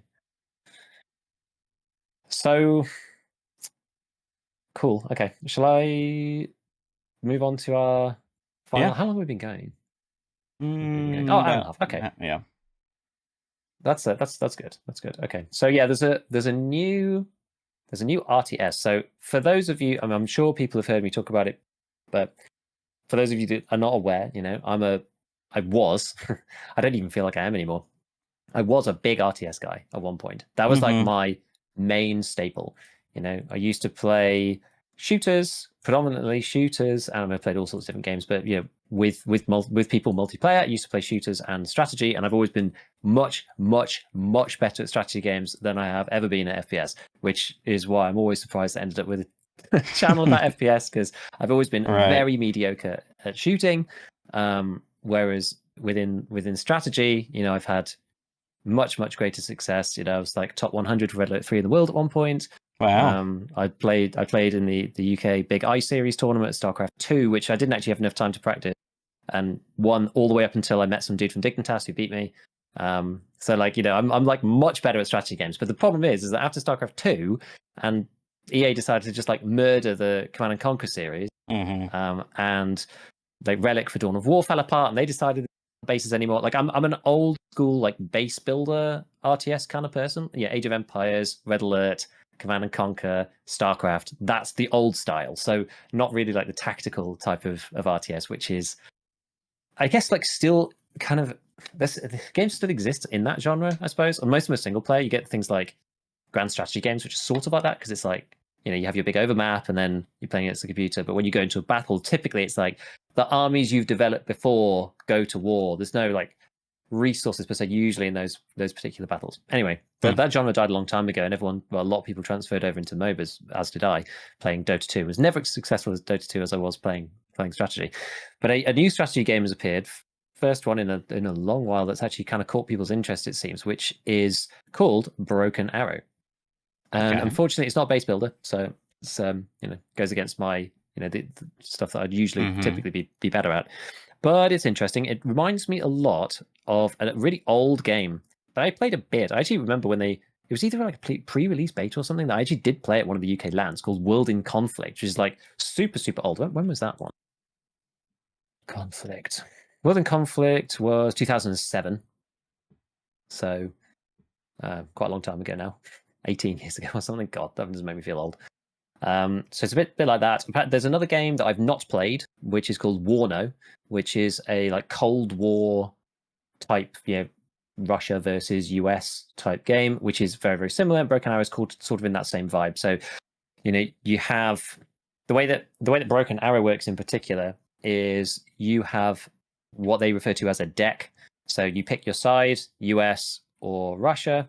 There's 5 specialities which you choose 2 of, and that determines kind of your unit mix. So how much infantry, how many tanks, how much recon, how much air support you're going to have. So you can either go like more tank heavy, but you get less planes. You can go, you know, recon heavy, but you get less of other stuff, like maybe less support or whatever.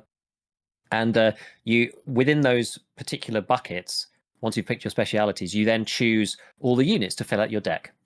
And the way that the game works is, in multiplayer, interestingly, it's 5v5 by default. So it's a 5v5 like RTS, which is unusual. It sort of takes a bit of a MOBA model in that way, which is interesting, and doesn't usually work with base building type games, but it does actually work in this type of game, which is quite cool. So maybe it will actually end up, you know, working. And the way it works, because resources are always tricky in these games. The way it works is that you have a certain number of points to field the units within your decks. The units within your decks are on cooldown, so you can't just field the same unit. Like, that's why you have like a certain number of units. So if you bring out a unit, you can't bring out that unit again for a certain number of time. But it's not gone forever. It's just you can't bring it out again for a certain number of times. So that's why all the units kind of need to work with each other. But the more units that you field, the slower your resource accumulation is, weirdly. So you gather resources the fastest when you have no units fielded, and you gather units the slowest when you have the maximum amount of units fielded, Okay. which is a very interesting way of doing it. Kind of makes the ebb and flow, like you have to think about the cost of like bringing in the extra units What is at the expense. What is that? I don't know. They just Maybe it pulled looks out like like some a dev no thing. graph heckin' thing in the middle of the gameplay trailer. That's probably the kind of game it is. But yeah, it's interesting. So far, I have only played. So I played it last night. I didn't want to. I was like toying with playing it on stream, but it's like, and I didn't really want to because I've not played a game in this genre for like ages. And I was like, I just need to sit and play through the tutorial, and I just need to like read it and actually see what's.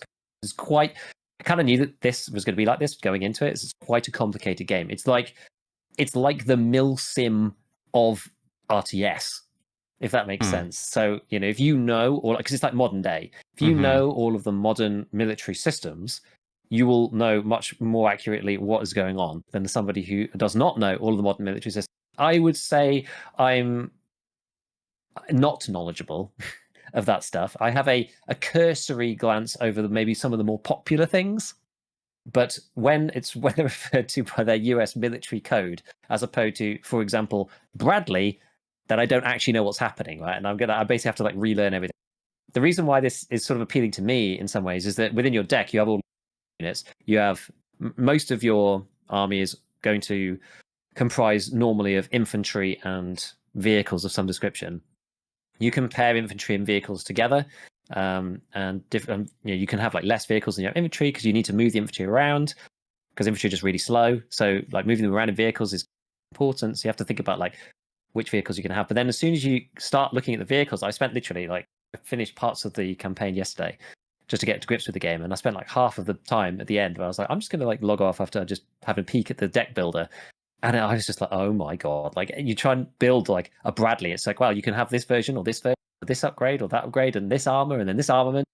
On the planes, it's just like, oh, which like particular set of like bombs and missiles would you like to have? You can have, you could have what like the surface to air missile one. You can have air to air missile. You can have a ground missile. You can have smart bombs. You can have this. You can have a laser target module instead. I was just like, holy crap! And this is for like one plane. Out, you got to build a deck of like all these units. Like completely overloaded with A, what is this thing, and B, just complete like decision paralysis. So I don't know. I'm definitely intrigued by it for sure because Like when you say build a deck, do you have actual cards? it's not not like a deck as in card. They call it a deck, so that's why I'm referring to it as that. But it's like it may as well, but it's like a grid that you fill up within the different categories, and the categories have certain numbers of slots based on the specialization that you picked. So in each slot, you pick a unit. So you have your infantry slot, so you can either pick like US Marines or like a recon team, a sniper rifle, or whatever. But there's so many combinations within this game. I'm at the like beginner's point of A, I don't know what all the stuff is for a start, and B, it's like when you get thrown into Dota or like League, like in a MOBA, you're like, there's so much going on here.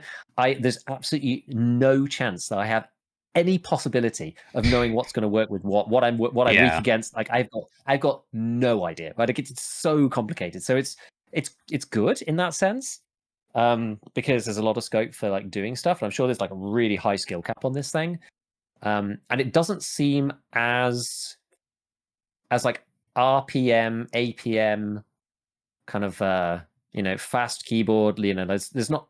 It's much more on the macro than it is on the micro, which is good. So it seems to be a lot more about positioning and line of sight and supply lines. Like there's a bit of supply lines, too much, but like they are important because you can heal your units without taking them back. But you have to bring the supplies forwards with the supply truck, obviously to a place where they're not going to get blown up and stuff. So it's quite dynamic in that way. So there's a really high skill cap on this thing without it being like, oh, I have to like micro each individual mutalisk to hit each individual worker. Like there's none of that stuff. And like most of the units have smart targeting. So if they're using, ATGMs, for example, like tow missiles or whatever it is, like, if one is firing at one unit, the other one will fire at another unit automatically and stuff like this. So and they'll like automatically pop smokes if they've got incoming missiles and whatever. So like the ability, you can press them yourself if you want to, but the units will do their things on their own. You don't have to do everything like you used to in the old school RTSs. Yeah. So you're mainly, and there's enough to think about, right? You're mainly thinking about like where to put your people, and like what to attack next, and where to go, and whether to garrison this building versus that building, and putting sniper teams in so your artillery can see, and all of this kind of stuff. But yeah, it's like it's modern day, so it's all the latest tech. So you're fielding M1 Abrams and MQ9 Reaper drones and Apache helicopters, and all the stuff that it's another one of these like it's another one of these sort of unfortunate like games, a little bit like Tarkov in some ways, is that they were creating this game a while ago, and then unfortunate stuff happened in Europe, and now the game's like really way too like on the nose. But like all this stuff was made like way before that even began, right? So it's just like, oh man, because I played the campaign. I've seen, because I've read around it a little bit, and people were like, oh, there's like a bit of a Eastern bias in the game sometimes. But like when I played the campaign, it was very kind of like realistic in sort of how it pans out. Because the campaign basically takes you through from like, I don't know, the US doing like exercises in Lithuania, and then also like Russia doing the same thing on the other side of the border in Belarus, and like basically the conflict kicks off because someone accuses someone else of shooting a drone down. It all just like spirals out of control, kind of thing. So it's just like, oh man, okay, like this is this kind of game, and because it's like modern day as well. I think something like Warner, if it's in the Cold War, it's like okay, yeah, whatever, it's like 70s, so that's fine. But like this is like it's all the modern systems. Like it's it's kind of weird like that, but. Yeah, I mean, I just haven't played a game like this for ages, and it's certainly very tactical. So it's, as I say, there's a steep learning curve, and I haven't got into multiplayer yet. Because Okay, I was gonna ask, like, how does 5v5 work? That seems so bizarre to me. Yeah, I mean, I've played 3 hours so far, because I only managed to get that much time in yesterday to do it. So I did the tutorial and then parts of the campaign. But even during parts of the tutorial, I was just like, like I don't even know like how to control this stuff in the best way. Like there's no way I can play multiplayer. I'm just not. Yeah. I'm by no means ready. And when it released, it's weird. There was no way to play a skirmish 1v1 against the AI. You had to play a skirmish against the AI in 5v5. So you had to matchmake with 5 other people to play against the AI. Oh wow. And that was like the major criticism, because it's this game's literally just released. It released on Wednesday. Mm-hmm. You could play it early if you paid the extra $10 or whatever it was, the usual toxic game release thing, like, oh, you can play it early if you pay $10 extra, which I didn't bother with. But yeah, a lot of the early people were like, you can't actually play a game, like you can't get any practice without playing with other people. Like you need a mode, and apparently they've added it. So you can go and actually like give it a go, build a deck, see what it's like, But it feels very, very alien. It's been long since I played a game, very, very alien. Even the basic stuff like just trying to just get the key, like the hotkeys to work, and knowing what to do, how to just control your units and like what they're going to do. It's like it's a world away since I last played a game like this. So it's interesting going back to it, but we'll see whether I get into it or not. I'm not sure. It's definitely the kind of game I could get into. So yeah, we'll see. I feel like for me, the military realism layer is like a bit too daunting when I'm not like one of these types of players that plays these RTS. Like I played StarCraft 2 just a little bit, and I was like, yeah, this is definitely not my comfort zone at all, and it's like, not something I want to venture into. Yeah. But yeah, because I'm not sure if it's your kind of game, to, like knowing the games that you play. I don't know. Yeah, like because you have to know the military stuff, lingo, tech. Like there's that learning curve on top of everything. It's like it just feels too daunting. When you I mean, it's not too bad. Like you can mouse over it and it tells you what stuff it is, and there's like big. Like, does it tell you stats, or does it say this is a F1 warhead? That's it. Like it's like it tells you both. So it'll be okay. like what's not too bad. What's that one called? What's that one called? That ASRAAM missile, ASRAAM missile. And I'm like, okay, you like mouse over it and it goes, this is a air-to-air missile. You like click the stats and it's like, here's its range, here's its damage. This kind of thing. So like all of the information is in the game. So when you put a piece Tarkov of armor, really it's like, scarred me. Yeah, no, I mean this game is like it has like pretty I don't know how randomized it actually is in the game itself, but in terms of, I Mm-hmm. think it seems relatively deterministic in terms of what beats what. So if you have a sniper team with, like, it goes down into the detail. Like, you have a sniper team, they're like two guys on recon, and one's got a DMR and one has got a bolty. It's like, I think it was M700 or something, and you can click into them and see the two different guns. Like, oh, the DMR is 5.56. It does this much damage. It has this much range. It has this much penetrating power against different armor. Same Okay. thing with the M700, and it's like, oh, you can upgrade the bolt guy to like 50 cal. So now you've got 80, I don't know, 60 millimeters of like penetration, and then you go to the tank section and like the light APCs or whatever, and it's like, oh, this has 40 millimeters of protection on the side, and you're like, okay, so the 50 cal can shoot through this guy from the side. Okay, I understand. It's like that kind of deal. It's like it does seem to make sense now that I've sort of passed the sort of the first layer of understanding on it. I'm like, right, okay, I can kind of get what's going on here. But yeah, there's a lot of stuff going on, and then how that like practically translates into the real game, because it's quite chaotic. I mean, given I didn't know what was going on, quite chaotic when you first start playing, and just like trying to move stuff around and like understanding, just getting an idea of like how fast stuff moves. Realizing very quickly that just infantry just cannot really move around on their own. Like, you need to move them. Like, the maps are big enough to have aircraft on them, right? So it's just like, if troops aren't in APCs, they're not going anywhere. So you basically move troops around from one building to another to garrison one building to another, or have them in tree lines so that they're not visible. But they can be quite dangerous because they've got RPGs or anti-tank missiles with them and stuff. So they could suddenly just like pop out and just shoot your tanks, and it's quite annoying. So yeah, it's just like, yeah, there's a lot of learning curve with it. But again, I've only played 3 hours, and maybe that's it's a huge wall of information, but you learn it quite quickly. This node graph thing is tripping me out, though. That looks crazy. So on the Yeah, I 50 can't wait to dive into some cal, multiplayer. hmm, I can't wait to dive into some multiplayer, because I don't know how it's ranked or anything. Like, I want to just be against like other newbie people, because I'm just going to be awful at the yeah. beginning. Well, I'm just super curious. Like, are you playing as one faction, and then like, how do Yeah, you US divvy versus up? Russia every time. Yeah. Okay. So then, like, if you're 5v5, like, you know what I mean? Like, who gets to decide the resources? You know what I mean? Like, how does this work? Like, it just seems so chaotic.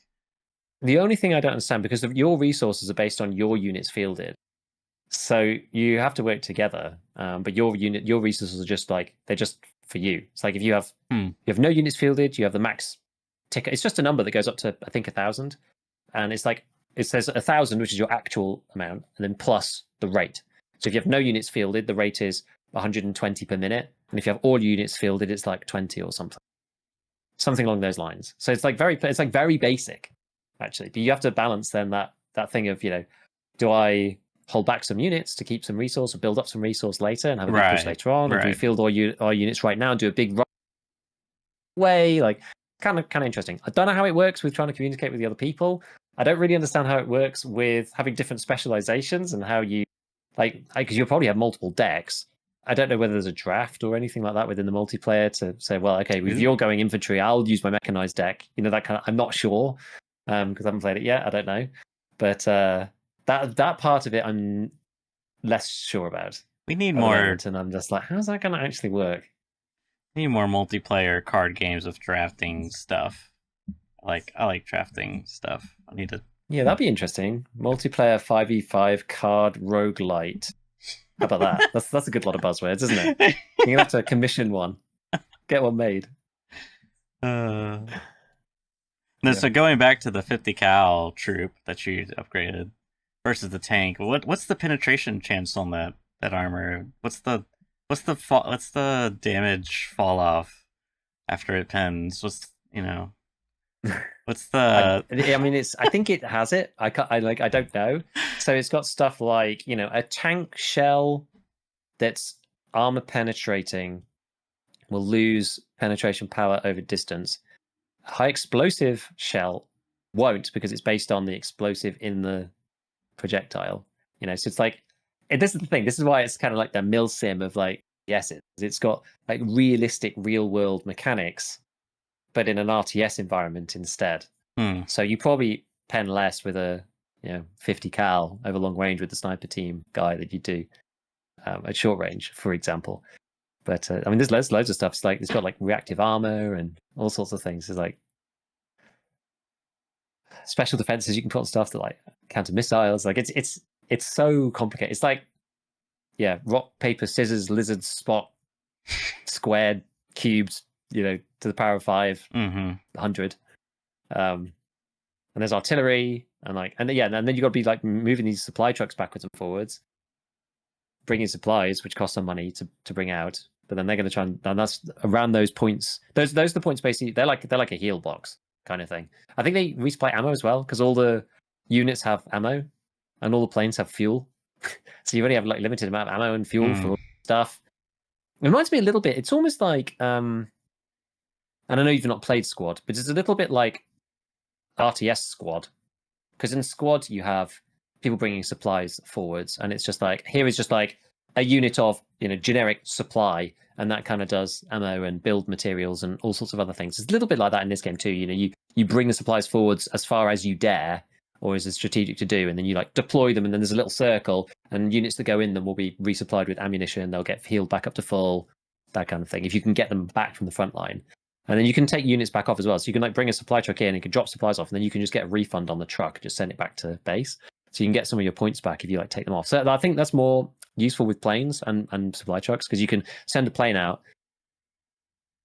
blow a load of stuff up, and then you can, if you don't need them right there and then, you can send the planes back and get a refund on the plane minus the fuel minus the ammo to like regain some of your points. So there's like you're playing around with the economy, because obviously if the plane's on the field, you're getting less points, right? Because you get less points the more units you have fielded. So you kind of want to like use them, bring them in for air support, and then send them back. You don't really want them just like, flying around the map. Also, they might get shot down. So it's interesting. There's so many layers to it. I feel like I'm literally at the very first layer being, I will deploy APC and put man in this building. Oh, I lost. I don't even really know why. I'm like at that level. There's just so much to it. I got a bunch of people played all the beta as well. People playing these other games, whatever. And as I said, I'm more of a kind of like base builder, econ sort of like materials gathering kind of RTS player. And this is not really this is different. This is a tactical FPS, so RTS rather than a strategic RTS, and that's like a big strategy. Because if you don't have a base, it's more like the resource management is kind of abstracted down to make it easier and more gamified, which is fine for a game like this, because the complexity is in the actual like positioning and unit movement and whatnot. So I'm definitely intrigued. But it is certainly hard. At one point I was, oh my god, there's just so many numbers here. I'm just like completely overwhelmed by stuff. But yeah, it's a few things I was just like, oh, I do actually know what this is. Okay, I do know what that. There's some stuff that's familiar, like, oh, this one's got a javelin on it. Okay, I know what that is. So yeah. We will see. We will see whether I get any more time to play it or not.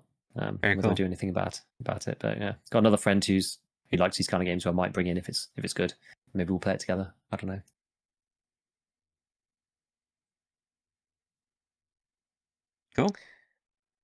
Cool.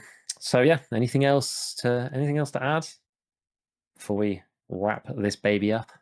No, I think that's gonna do it for this week. Just open pray for some Nikita crumbs of leaks and teasers. See what we get. Yeah, because by the time that we cast next, hopefully, I haven't checked my calendar. Hopefully, we'll be able to do one at the usual time. If we do, Nikita will have 3 days left if he hasn't made his announcement by then. So yeah, we will see. I got 5 Timmys in office of Big Red trying to get their delivery from the past test. If you do not meet my demands, they will be executed. They will not complete their delivery from the past. Exactly. So yeah, just all eyes on BSG. We'll see what they have to say. Yeah. See whether August is ruined or something amazing is going to happen. I don't know. We will see. We literally will see. That's it. That's all we can say. Until then, thank you for watching, and we'll see you all next week. Catch you later.